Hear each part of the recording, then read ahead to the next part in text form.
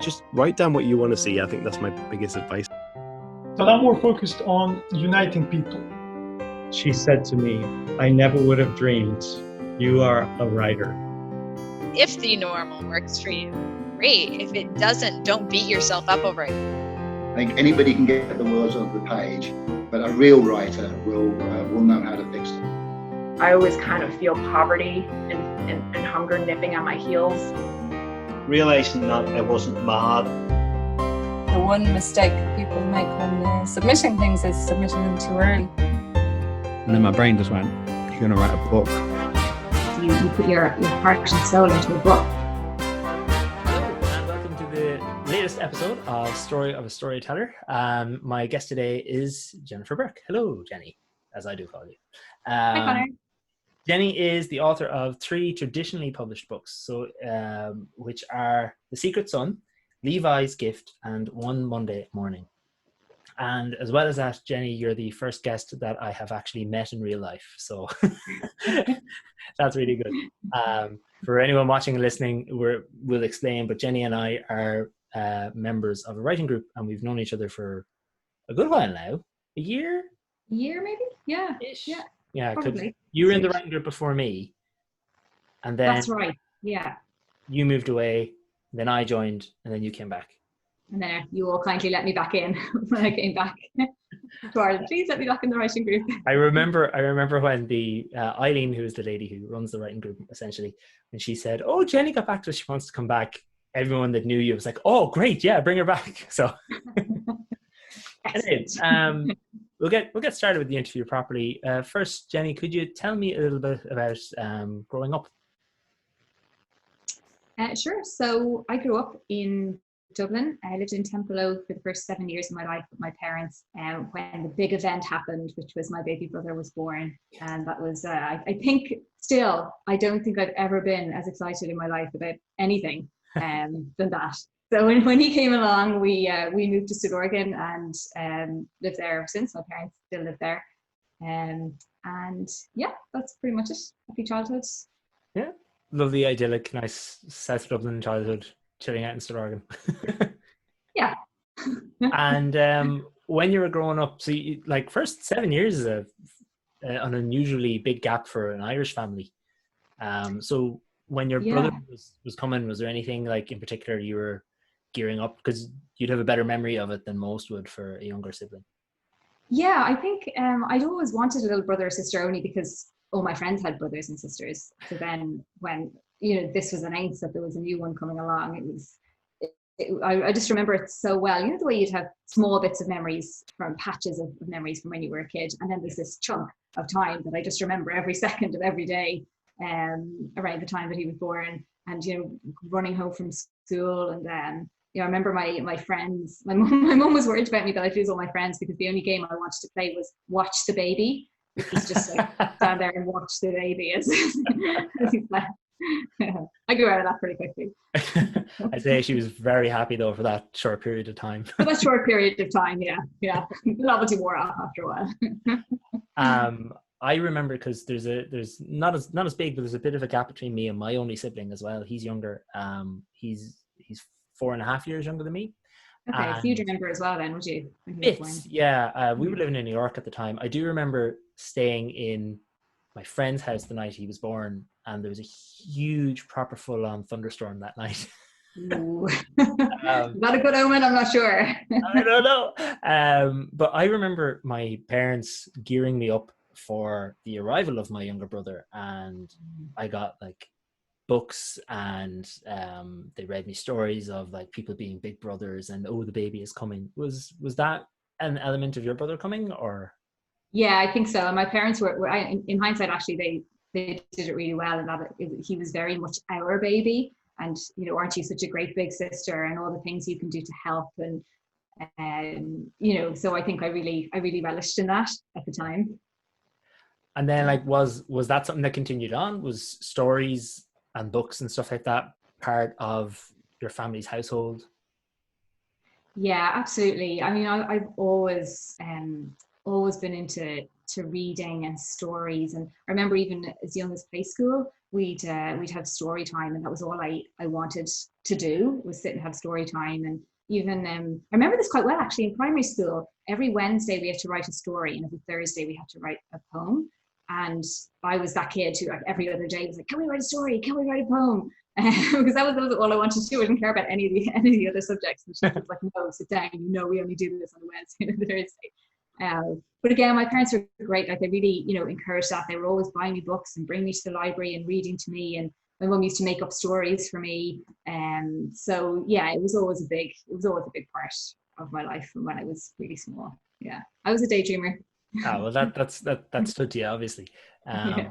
I know, because I think it's a real Irish thing. Like, even in the families that there wasn't books around and there wasn't stories and stuff like that, there are physical stories. There was still like telling stories. And you said your mum used to make up stories for you.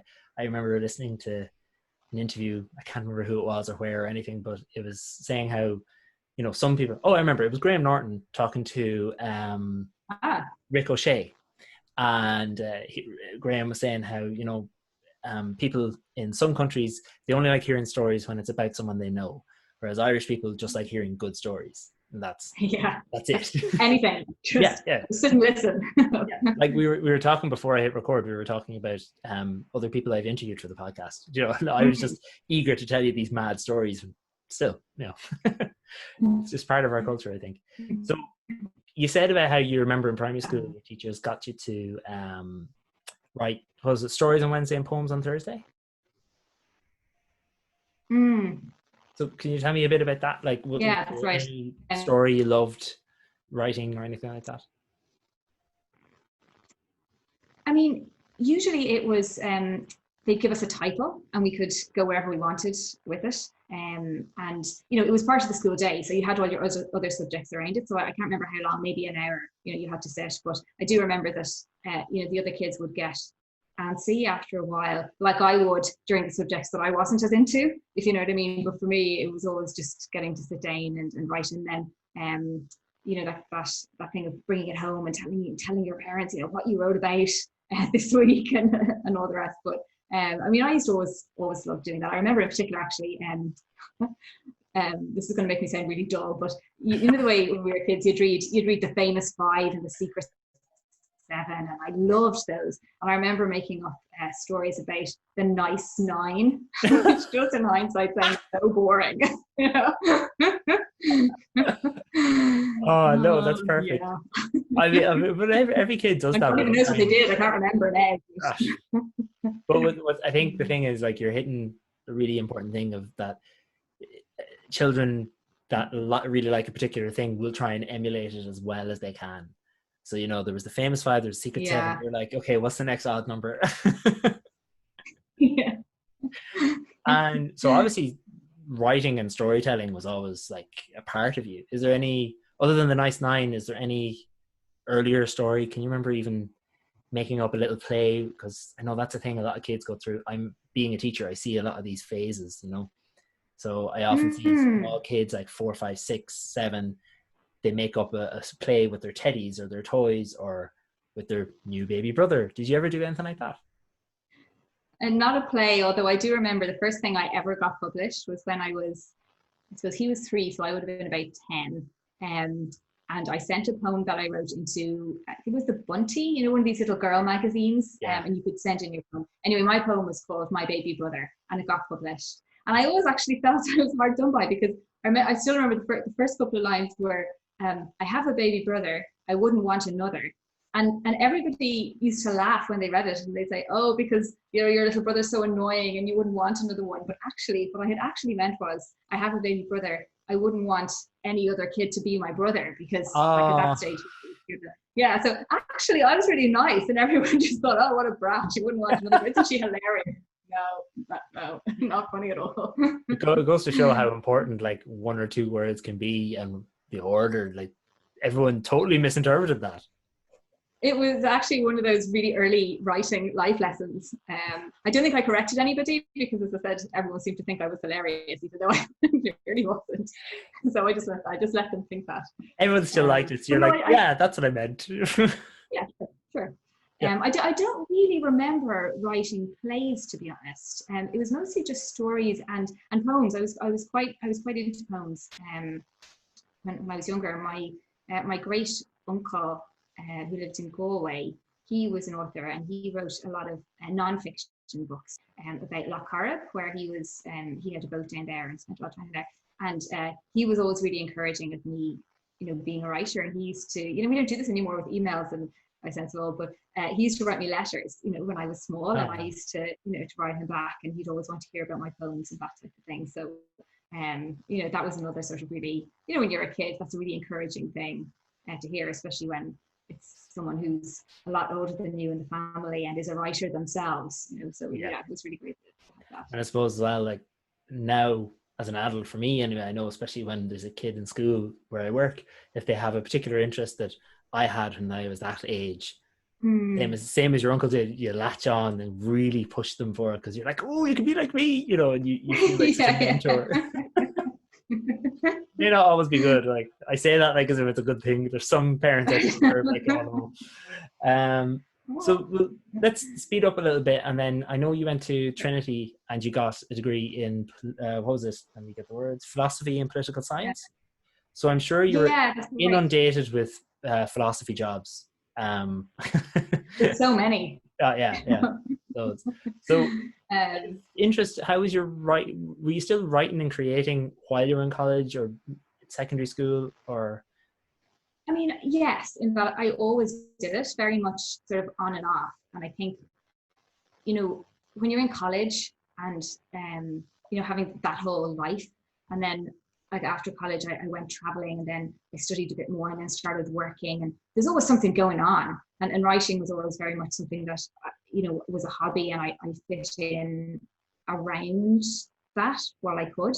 And I suppose I started taking it seriously when I qualified as a solicitor, and I kind of used that as a sort of pause, and I kind of stopped and said, right, I'd qualified, I'd gotten a job, so I was kind of starting this new phase of life. So what do I really, is there anything I really want to do? And I, immediately I thought, well, I want to finish a book. That's just something I want to do for myself. And I realized that I'd always been too busy, to do it properly, but I was only going to get busier as you started a real job. I thought if I don't actually factor in time to do it now, I'm never going to do it. So I started getting up just an hour earlier. You hear these stories of people and it's like, oh, I get up at 4 a.m. and I do 5 hours of writing before I start my day. Like, no, I couldn't do that.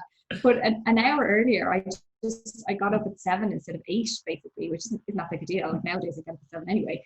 And I got about, probably by the time you actually get up, turn on your laptop, you only get about 40 minutes worth of writing every morning. By like 5-6 months in, that's a lot of words on the page. Like 40 minutes every morning is a lot really. And sorry, so like you, was it when you were in college and when you qualified as a solicitor? And for anyone on the other side of the Atlantic, solicitor is lawyer essentially. There's lots of different things, but it's just, we call it, it's just a different word. Did you, when you were qualifying as a solicitor and when you got the job, were you still on again, off again with writing, or did you really go like, right, I'm here, I'm settled, let's go for it? Or did you kind of gradually? Yeah, very, very much. No, it was quite not a sudden decision, but I really did like actively just take a step back and think, before I start this new job, I know I'm just going to continue in the same routine that I am. And, once you kind of start, I knew I was going to be in this job for the foreseeable. Is there anything else I wanted to do? So it was very much a right. From day one, I'm getting up in the morning and I'm starting, and it did work, in that it got me into it. It got the words on the page. I mean, yourself, Conor, there's nothing worse than just sitting there looking at a blank screen. I have to fill how many of these pages with words. And so once you can have a block of words, no matter how awful they are and how much editing they need, it's just so much easier to get the thing done. Yeah, I always say the first draft is like not to compare myself to Michelangelo from the Renaissance. He apparently said about The first carving. thing I thought when I saw you come there. I shut up. I know. Apparently he always said that he didn't carve the statues; that the statues were always in the block of marble, and he was just chipping them and getting them free. So I really like that, because I always look at the first draft is the block of marble. It's not the final product. It's the thing that you are then going to polish and chisel and chip at to make it the work of art you want it to be, or whatever. Yeah, I think it's a good analogy. Yeah, well, it works for me. So tell us a little bit about The Secret Son. Yes, so that was my first book that I wrote. It took me a year and a half to write it, but that was very much a combination of, like, some days you'd only do 5 minutes, some days you do nothing, other days you literally do the whole day. I did take a few months off work and sat and wrote full time to finish it. Wow. So overall it took about a year and a half, and then it sat on a shelf. Well, it sat in my computer for about another year, until I managed to get it published. And I one thing I'm excited about talking to you about, because I didn't know this until I started researching for the interview, that how you got the Secret Son published. Like, yeah, I mean, it was actually really lovely. It was great. So essentially there was a competition that TV3, the morning show on TV3, were running with Poolbeg Press, the publishers, and I spotted it on writing.ie. And to be honest, I almost didn't enter, because you had to print out a physical copy of a finished novel and post it to them. Printing and walking to the post office. And then I thought, Jenny, come on, like, just do it. So luckily I did. But no, it was great. I got a phone call then to say that I had been shortlisted, and they wanted to interview all the shortlisted people, and then they'd announce the winner. So they came to my office, and I had booked a room, like a conference room downstairs. Hadn't told anybody except the receptionist. I when this guy comes in with his camera, just send him down. So you interviewed on camera? Yeah, because it was for TV3. So, I didn't realize that it was that televised. Yeah, no, it was, and it happened so quickly that I was in work, which is why I had to say, well, I can't take time off work. Just come to the office. We'll do it at my lunchtime. But anyway, they literally barged into the office with their cameras and said, "You've won this, this competition." And I was like, no, I've actually only been shortlisted. Like, I thought they made a mistake. And they said, "No, that was just a ruse to make sure you'd be in the office when we came. You've actually just won." I was like, "Oh, what?" Oh, wow. Yeah, it was mortifying. And all my colleagues were there, like, "What?" And I was like, "Oh, my confidential documents." I was, with the lawyer, I was trying to put them up.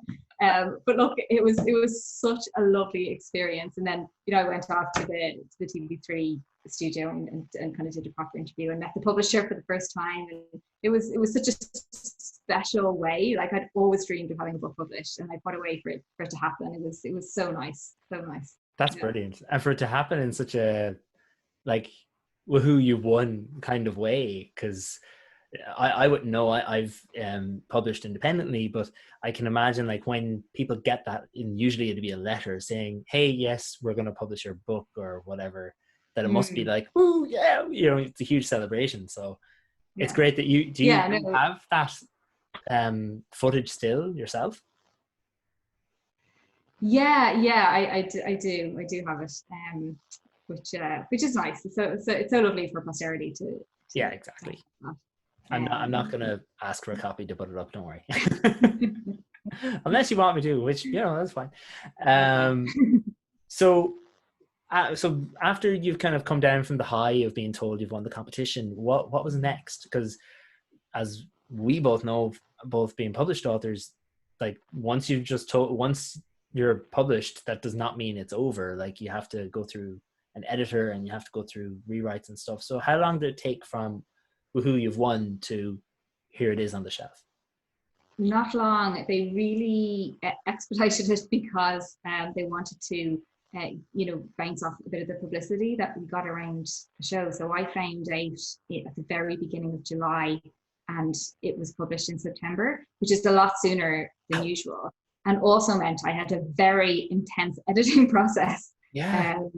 There was a lot of late nights and getting it all tidied up and done.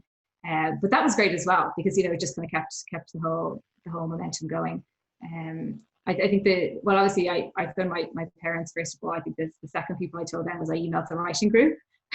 You'll never guess what happened to me this morning. And the guys, Hannah, they're so friendly and so supportive. They were like emailing me back frantically going, what? Yeah, I can imagine. Yeah. Brilliant. Yeah. Well, seeing as you brought it up, why don't you tell the listeners and the viewers, why is the second Monday of every month booked out for you? That is because you and I are in the most amazing writing group called the Second Mondays Writing Group, which is the best name ever because you just never forget from month to month I know. when we're meeting. We meet up between 7 and 9 or 9:30, depending on how long it goes, and we send each other our work about a week in advance. So just a small piece, maybe 1,500 words max, and everybody critiques everybody else's, and then we meet up and we share our critique, and sometimes we send around comments afterwards, so you'll have them written down. And it's brilliant. I mean, it's great. It's fab getting the critique of your own work. Yeah.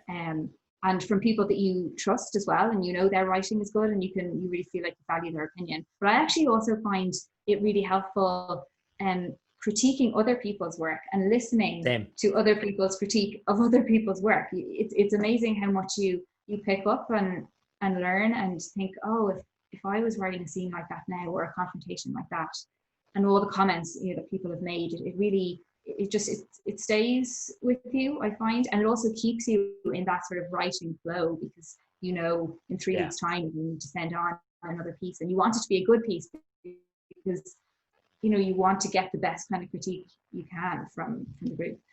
But it's great, and I think having known the guys now, well, I've known you and kind of half the group for a year, and the rest of the guys I knew from back before. So I think we have the crack, and we have the chats and as well. Like it's serious. We go through the writing and all the rest, but it's fun, and nobody is too cruel. Because you don't want just, oh yes, your work is good. Like that's no good to anybody. You want your bit of critique, but everybody's very positive in the way they frame it. They'll say, oh, this isn't your best work, and maybe you should consider it from this way, or did you ever think this character is coming across that way? And you don't think of these things yourself when you're writing. It's so valuable having those voices. So it's the best Monday of the month anyway. That's really nice for way to sure. start the week, isn't it?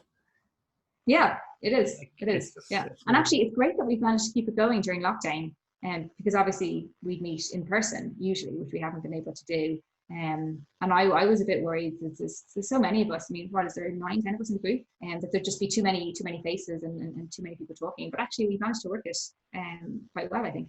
Yeah. Yeah, it's as well as that, we have such another factor that makes it kind of difficult to meet in person is even now that we're kind of it's July as we're recording this, and we're getting towards the kind of tail end of the pandemic, at least in Ireland, but still we have all sorts of ages and all sorts of things all across in the group, so it's that extra element. That's why we have to continue with the online meetings. But honestly, the only thing I'm missing from meeting in person is the camaraderie, because I have found, I don't know about you, but I found the quality of the feedback I'm getting and the conversation is still just as high caliber as it has been, Yeah, I think so. Yeah. And while we are talking about them, I'm going to say hello to them all because they will probably be listening. So it better be. I know, yeah. So I wrote down everyone's name, and I had Jenny make sure I had everyone, and I forgot somebody, but I'm not going to say who. So hello to Dara, Dave, Eileen, Kate, Kevin, Peter, Sean, and Trina. I think I can speak for Jenny when I say that, and you as well, Jenny, that all of those people and all the people who have come and gone from the writing group over the years have really helped me improve as a writer, and it's been a huge motivator, as you were saying, Jenny. Like you want to come back when you leave the group. You want to be able to send a good piece of writing in 3 weeks, not only that, like, especially, I remember my very, very first meeting when I came home, I didn't even want to go to bed. I just wanted to start writing straight away and fix the things that people had said and everything, you know. Some of you, yeah, really. Very, yeah. What do you think, if there's, because it's something that I talk about a lot on Twitter. Like every time we're about to have a meeting, I tweet about it and I say how important it is for other writers to find a writing group. What do you think are the kind of key elements that make this particular writing group so strong? There's a few things. I mean, first of all, the fact that and this might sound strange, but everybody writes in different genres. You know, you might think that everybody, you know, that if everyone wrote the same type of genre, you would get better feedback. But actually, I think that the different types, it makes you stretch yourself as a critiquer, if that's a word, you know, as well as in, you know, in your own writing, the more kind of influences you see. So I think that's really helpful. But I think we've just looked out on the people. You know, I think anything really comes down to that. There's nobody I feel is lazy about giving feedback. I've never felt that anybody just sort of read my piece half an hour before and is throwing out a few comments. It's always really carefully thought out critique, and I think that makes such a difference. And the fact that nobody is nobody is negative. That's not to say you don't get serious critique, and yeah, you know, I was going to say that work and all the rest, and that's fine. But everybody's really encouraging, and you know, wants everybody else in the group to do really well. So I think if you can find a group of like-minded people, but maybe whose writing is a bit different to yours in a way, I think that's a good mix. Like yeah. When I started with this writing group, actually, we started out with, I think it was 25 people came to the first meeting. It was way too many, but that was fine. But then by the second meeting, that had whittled down to about 12. And then it had whittled down again to about 6 or 7 in the long run. And then we kind of added a few more people, and then people left, like I left, and you know, people came back and all the rest. So I think, you know, the ones who really wanted to be in the group and who felt they were getting something from it stuck with it, you know, and the people who came in then later obviously fit in really well, stuck with it as well. So, you know, I think the people who worked well together have stayed together. So we've been lucky in that way, I think. And we always say to anyone who comes in, like whenever we have new people, we're kind of full at the minute, so we haven't had a new person in quite some time. But we always say, listen, you don't need to have a really thick skin, but you also need to bear in mind anything negative we say, or that I'm going to rephrase that, anything we say that you think is negative is said because we're trying to make you a better writer. And I think that's the key thing. I mean, somebody in the writing group, and you might remember this because I thought it was very funny, and I didn't take it personally at all. But somebody in the writing group once said to me, Connor, what was your intention with this piece of writing? And I said, I want to do this and this. And the person went, well, I think it's fair to say you failed. And I for a second, for a second, I was like, oh, but then I realized, heartbroken. Yeah. But then I realized, like, look, that's a good thing to hear, I think, because if you intend to, like, depending on whatever type of writing it is, if you're trying to write a comedic story and somebody doesn't laugh in a whole chapter, well, then you failed and you need to look at that chapter again. If you're trying to write a horror and someone doesn't cringe, if you're trying to write a romance and someone's heart doesn't melt a bit, you know. So I think the phrase "you failed" is really loaded, but it's a useful thing for writers to hear sometimes, to say, listen, this is your intention, this is what you ended up with, you know. Yeah, and I think also the great thing about the writing group is that people will give you comments, and I think you should listen to every single one and think about it, but it doesn't necessarily mean you have to factor everything in. Like, do you remember last month, Kevin in our writing group had written this brilliant piece of writing, and then, which was kind of the start of the story. Yeah. And then he gave us a separate piece of writing, which could have been the start of the story as well. And some people in the group thought, no, the original piece should be the start. And I thought, well, actually, the second piece should be the start. And so, you know, there's poor Kevin getting contradictory, advice from people in the group. But it's for him to listen to the arguments and decide what works Exactly. best for him. So I think the group works really well when everybody's just prepared to put forward their own opinion and take it on in a way that works well for their style of writing and their story and characters. Exactly. And I mean, I got the exact same thing in our last meeting where in my current work where I'm writing a children's fantasy, I wanted everyone to really like a particular character, even though he had a real tough background. And everyone, and you in particular as well, were like, oh, I feel so bad for him, the poor thing, and this is awful, and you really empathize with him. And then Kate was just, no, she just wasn't impressed at all. But again, like, I take that on board and I say, okay, how can I improve this one chapter to get Kate on side as well as everybody else? You know, how can, and I think that's the power of a writing group, you know. That's the useful feedback, and that everyone can just be honest about it. You don't feel if the 7 people before you have said they like a character, you don't have to feel you have to row in behind that. You just give your honest critique, and then yeah. You know, see I also like I found I was clearing out the other day because, you know, everyone's stuck in their house, so you may as well tidy it every now and then. I was clearing out an old folder and I found a wad of paper like almost a ream thick, and it was all feedback that I had gotten from the writing group over the years. Oh, wow. Yeah, wow. I took a video of me flicking through it just to show how long I've been in the writing group, so it's really good. So anyway, we'll go on from there. So Second Son is published in September of 2013, wasn't it? Yes. Secret Son, yeah. And you've since published 2 more books. So can you give us a kind of a brief kind of history of that? Yeah, so it was a 3-book deal that I got from that I signed up to with that publisher, which is why the kind of the 2 other books followed. So as I said, The Secret Son was one I had written before. I actually got the idea for it when I was sitting in a law lecture, because we were learning about like land, and there was just like land law.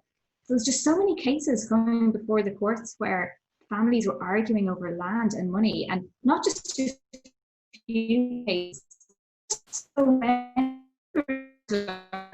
many other. It seems to me that the whole country seems to be fighting over land and money, and that's where while I was on the one hand studiously taking notes, on the other hand I was also starting to mull over this kind of story of there's a bit of your brain that said, I'm going to file that away for later. Secret. Yes. So, you know, that story had kind of come to me organically. And as I said, wrote that book, put it on the shelf. That was fine. And in the meantime, before I got the book deal, I had started writing my second book, which was ultimately called Levi's Gift. And I was working on that with the writing group, actually.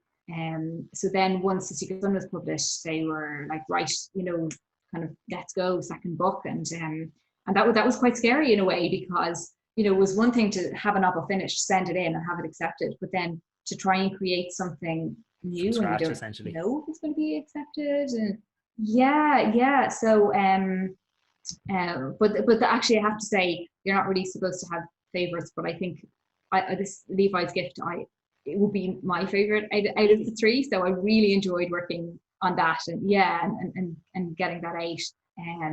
And then I had the slight wobble, which was, and maybe I got cocky, you know, because my 2 books have been written, now I get to write a 3rd book. But the publisher rejected it, the 3rd book that I sent in. And to be fair, it gave me really good feedback on sort of why they didn't think it was ready to be published. And initially, like as you said, when someone said, "Oh, you failed in that piece of writing," I was devastated, and I thought I was doing really well with the writing. But once I'd had time to reflect on it, I realized, you know, it wasn't that the book was bad or that the idea was bad. It just, the way I had written it, I could see exactly why they felt it wasn't ready for publication. So what I actually did was I put it to one side and I started afresh. I just started with a new idea that I had, you know, wrote a completely new book, which ended up being One Monday Morning, which was the 3rd book that was published. And the publishers were delighted with that, and that went really well. And since then, I've actually gone back and completely reworked the original 3rd book, and kind of have that done and dusted now, and it's sort of sitting on my shelf. So that came out in 2015. listening. And Yeah, yes. If anyone's interested in a book, I have one on my shelf. So yeah, so that was the 3-book deal then, and that was done. And since then, I've kept writing. I moved to London for work for a few years, which is why when I came back, then I rejoined the writing group. So I took a break slightly when I was in London. I kept writing, but not at sort of the frantic pace that I had been. Because it really had been since The Secret Son was published. It was quite intense, not in a negative way. It was great. But I just decided I was in a new city. I was going to do different things. I joined a musical theatre group, and I kind of made new friends, and I had the new job, and that was great. Kept the writing up, but I think it did me some good. Having that kind of break away from the intensity of it, and now I'm back and ready to kind of re-engage in it again. Ready to go at it again. Yeah, exactly. That's brilliant. I like, that's one thing. When you joined the writers group, it wasn't until a little while, maybe. When you rejoined, from my perspective, when you joined, but you had already been there. It wasn't for a while until I realized that you had 3 traditionally published books. Okay. I was just, I suppose that thing is that there is this I don't know how to, a myth, I suppose, for people that aren't writing or haven't tried to get published, that once you have a published book, that's it. That's all you're doing all day, every day. You're a full-time writer.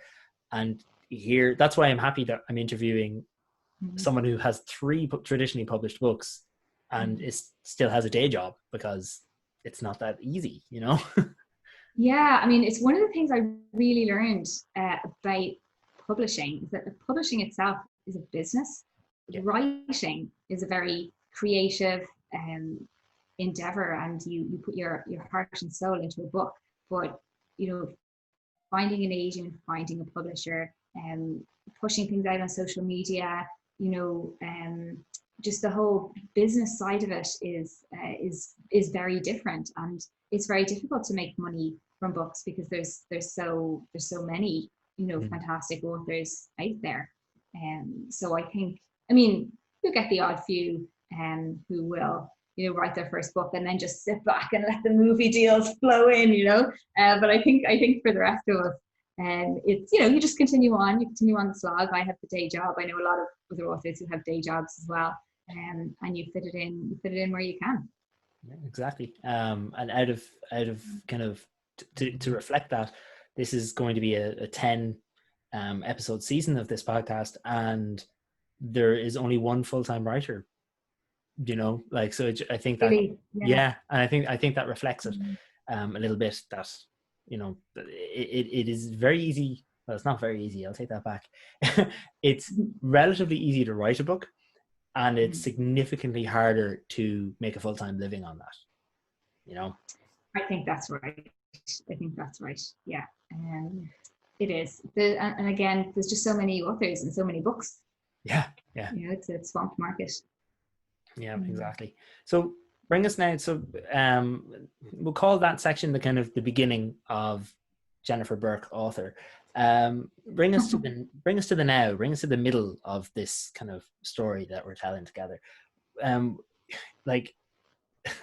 told you earlier, I'm going to be talking to. It's strange. This episode is being released after an episode that I haven't recorded yet, but okay. I'm going to be talking to another person who works in law and books. So there must be something there. But where do you fit your writing time? Like, I know you said you get up an hour earlier, but is there any other kind of productivity tips you could give? Like, and how do you stay productive in your writing at the minute? To be honest, it comes and goes. I think it's very hard to sustain that, especially when you have a full-time job and other things going on. But you really do just have to be strict with yourself and try and factor in the time and treat it as important as food shopping and work and other necessities that have to be done. You kind of have to treat your writing that way. But for me, the key thing actually is just staying motivated. So things like our writing group, or for me, I'll go for kind of long walks and just think about the story, or and not write anything down because you're walking, but you're letting it mull over, and it's amazing the kind of things that come to you then. And then you get back home and you just can't wait to do it. And so it's just trying to stay in that in that writing mindset, so it stays a part of your life. When I was in college training to be a teacher, I did an elective in basically literacy for children, and there was one phrase, I can't remember the man's name now, he wrote this book about literacy and I read it. There's one phrase about keeping the children in a constant state of composition, where basically if they write every day, like you said your teacher was like, every Wednesday we write a story, whereas this book said children should try to write a story every day, because eventually what's going to happen is they'll start thinking about writing stories when they're out playing, or when they're going to sleep at night, or like you when you're going for your walk. So it's I think that's one of the strengths of the phrase try to write something every day. Like, that's not always possible. Real life gets in the way. You have grocery shopping to do. The dog needs to be walked. So I think as long as you're at least composing in your head and thinking and arguing with yourself about whether you should write that character out entirely or not, or whatever, like that's the strength of the everyday. I think so. And it's about recognizing that, like, you can be keeping the writing going in a lot of ways, even though your word count might not be ticking up. So, for example, a couple of weekends ago, I was doing, I kind of sat down and did a story arc, for the book that I'm writing at the moment, because, Connor, you've seen some of the writing that I've been doing at the moment. I have bits of ideas, and I've just kind of been writing these down and sending them in, but I'm at a stage now where I'm thinking I should probably try and put some sort of shape on this. So I did work on it, for a little while.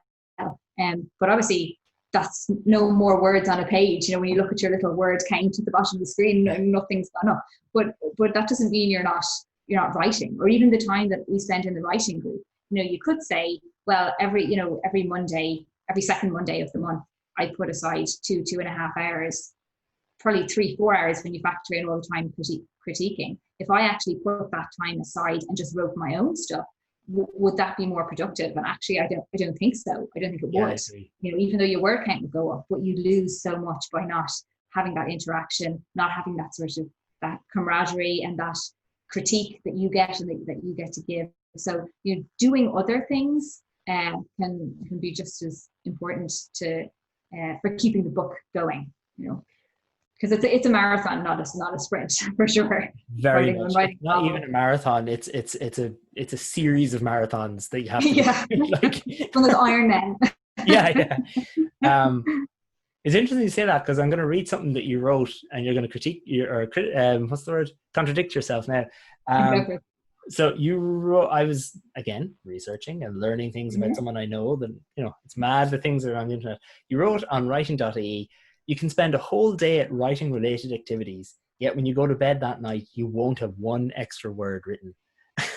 And it can be a bit soul destroying, Yeah. But actually, I remember writing that tip, and I did a course in the Irish Writers Centre when I had finished The Secret Son. It was finished. I couldn't do any more to it, but I knew. And was this before the competition? Was it? This was well before the competition. Yeah, probably a year and a half before the competition.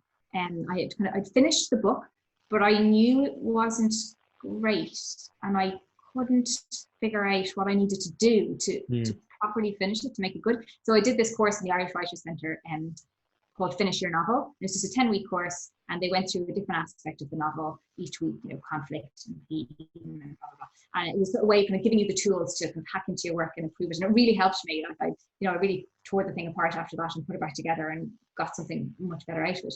But I remember there was a guy in the course who had done it before. He'd done the exact same course before. And he just got so much out of it. He thought it would be worth doing a second time. And I remember thinking, like, there's nothing wrong with that. And I'm sure he did get a lot out of it the second time. But it was the same course with the same, curriculum. And I wondered if he was procrastinating, and if he would have been better actually at that stage, because I would have loved to have done the course again. It was great. And at that stage, I wasn't in a writing group. So this was the first time I was really meeting other writers. And, it was really great. But I knew that I was doing it for a reason, and that was to help me finish the book. So sometimes I think you know, you can procrastinate a bit, but I do think it's important to have a writing life and to feel like a writer. And you know, if I was going to give a tip to anybody, to anyone who's kind of starting out, I would say, like, you need to treat yourself like a professional writer. Yeah. Now, so I mean, like the analogy is, I was thinking about this actually. You know, the Irish women's hockey team. I was thinking that they're a good analogy because they've been doing so well recently. But if you wanted to be a professional hockey player on that team, you don't wait to get picked for the team before you start doing your fitness routines and planning your diet. And like, you do all that stuff first, and then you make the team. So, you know, for us, like being in the writing group, even like doing this podcast, and like I go on writing to IE regularly, and you know, just keeping that writing life alive is really important for getting you over the line and getting your book done, and is as important as writing. But at the same time, there's a balance, and you do need to just sit down and do the work, you know. Like you can do all the courses under the sun, and you can do podcasts till the cows come home, but if you're not as well as that, just putting the nose to the grindstone and hammering out some words and getting that block of marble, carving out the statue of David, the book, the work, whatever it is, isn't going to get done. That's it. Yeah. That's on a more nitty gritty, like, I don't know, on a real basic level, what software do you use? Is there any kind of tools or tips that you use that you'd recommend? Or like, do you write in Word? Do you write in Google Docs? Anything like that? I just write in Word. I don't have any kind of tricks or technological tips. And for me, I mean, it depends on the person, obviously. But for me, that's quite important because it's just me and the story, and I'm just getting the words down. Like when you think of picking up a physical book to read, it's just you and the words. And I find that just keeping it basic like that works for me. I don't think that would work for everybody. I know that there are programs and there are kind of software that you can get that helps you plan your novel, and that's really important for some people. So like writers do things differently all the time. For me, I tend to scope things out with a pen, you know, if I'm doing a story arc or if I'm, you know, writing things out, but otherwise it's just me and the screen. I laugh because I think in the very first episode of this, myself and Chris, the author I was interviewing, were saying, I mean, who writes with the pen anymore? So you're here. Hey, did I not tell you I'm 90? What has been overall, like you mentioned about you got up an hour earlier, and there was, especially when you won the competition and then had to get the book done in a couple of weeks, essentially. There was a lot of sleepless nights there, I'm sure. But is there anything, like, what was the hardest part of what's the hardest part of being a writer for you? Either the hardest single thing or the hardest thing you meet every day?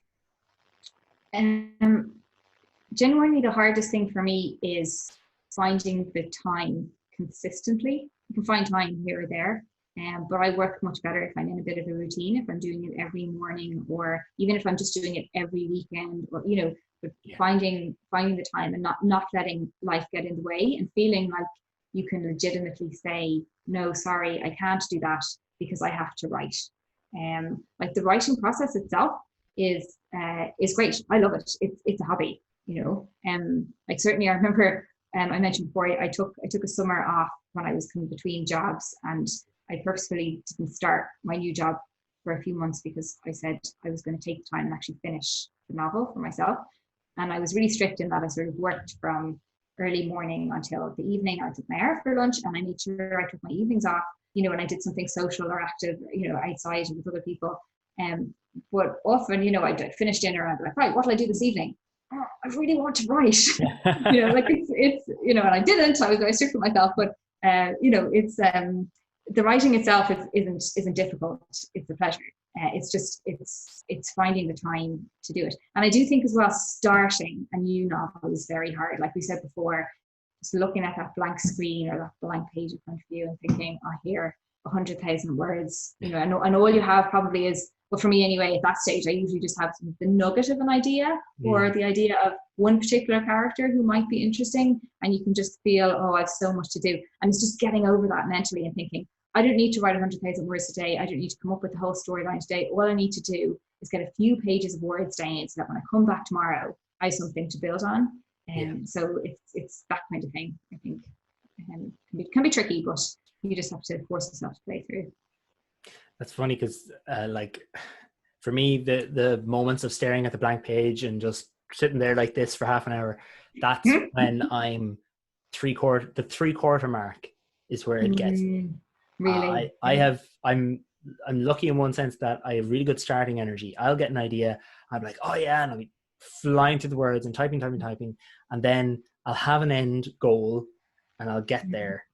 And I do plot out my books quite extensively, but there's always the three-quarter mark just always gets me. So it just goes to show writing is different for literally everybody. I mean, some people struggle to start, some people struggle in the middle, some people can never think of a good ending. It's just everyone's very different. Yeah, no, for me, once I have some words down, it's not too bad keeping going.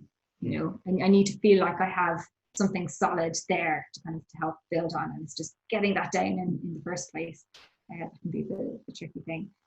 But that's why it's actually really good to have the writing group, because you know the piece that I'm working on with you guys now is relatively new. You know, I'm at the start, and knowing that you're going to be giving a little bit every week, you know, it helps you keep that up. And not only that, but like knowing that other people have read some of it, and like I know for me, with your particular work in progress at the minute, I really do want to find out where it's going, you know. So it's also that element of me too. yeah. But what I mean is, like, it's not just you. So I always think a little bit of pressure is good, because you know, you not too much obviously, because you can crumble under it, but I do like a little bit of pressure on me, because then it's like, well, I have to keep writing, because you know, Jenny wants to find out about, is the bully in my book nice or not, and Kate didn't like him, so now I have to make her like him. So what has been your, like, you kind of answered this already, but just in case it wasn't it, what has been your proudest moment as a writer so far? It was probably, well, I mean, it was that day when I found out I won the book deal. Cameras came in. That was great. But I think also my first book launch, you know, that was really special, because you know, your family's there, your friends are there, you know, the writing group was there, and you know, it was just such a proud and kind of happy day. I just felt like I'd gotten something that I wanted my whole life. Like, this isn't a new thing for me. As I said, from a tiny tot, I love stories, always jotting things down. So I think that was probably, that'll be tough to top. But like the book launches for the second and third one, they were great fun as well. But I think there's something special about the first one. Very much. Like, it doesn't have to be your favorite, but it was the first one. You know, it was. I mean, I say the second book is my favorite. I mean, I obviously love the other two as well, because you put your heart and soul into these, and this is going to sound a bit sad, but like, you actually miss the characters after you've spent years writing them, and then the last few months like intensively editing and like perfecting it, and then suddenly they're gone. That's it, and there's no more shaping of them. There's nothing more you can add, and it is it's kind of bittersweet. You know, you're delighted with yourself. You're finally finished, but at the same time, it's like, oh, okay, off you go, guys. So we're going to start wrapping up now, and the whole structure of the interview and the podcast is, you know, we're telling a story. We're saying beginning, middle, end, but I don't want to say this is the end. So we're going to rename it as your to be continued.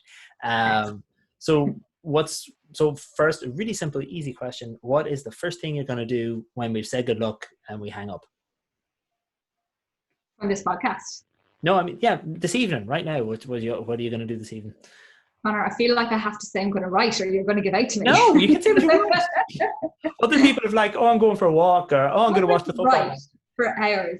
No, actually, I'm looking over the top of the laptop out the window, because I had planned on going for a cycle, but it's lashing rain, so I may not do that. Maybe I will write. Who knows? But yeah, I think some sort of indoor activity, unfortunately. Something Go nice. for. That's okay. Yeah.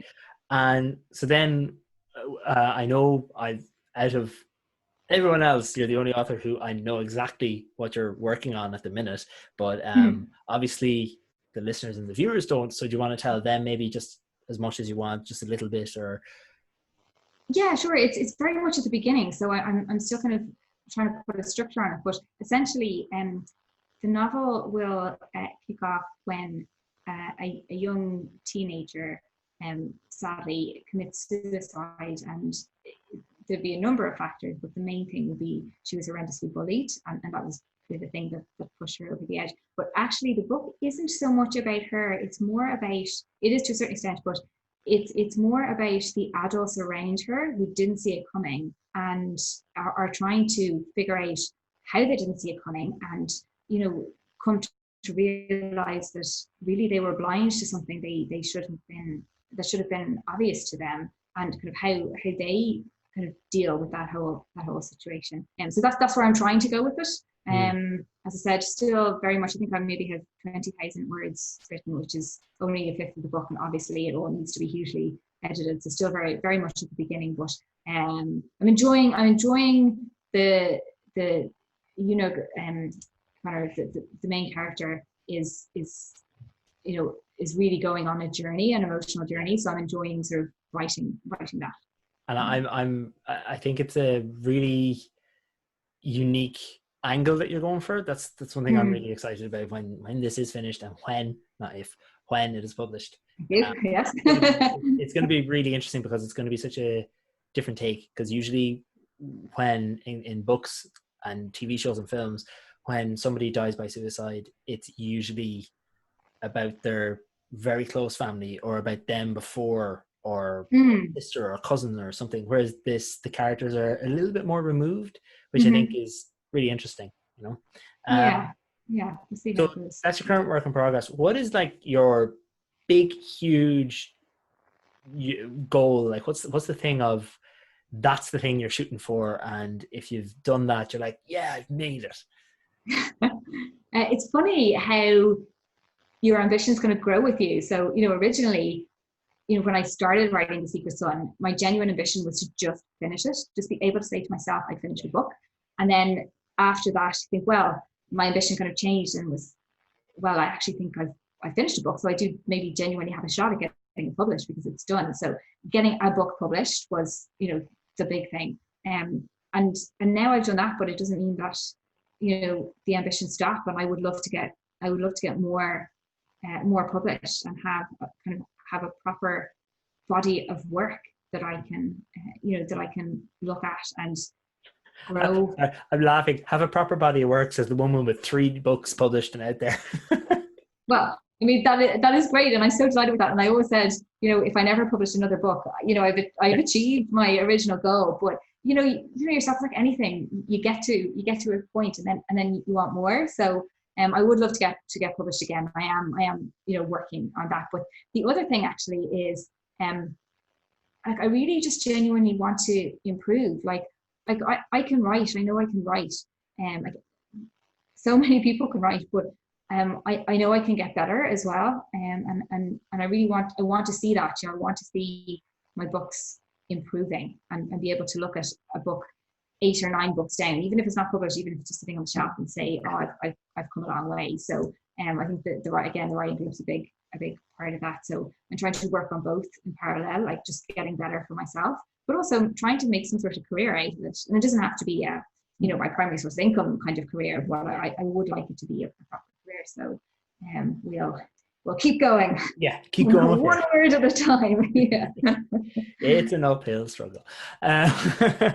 So we're just 2 more questions then. One is, where can anybody who's reading or listening and is interested in knowing more about you, where can they find you on like social media, websites, that kind of thing?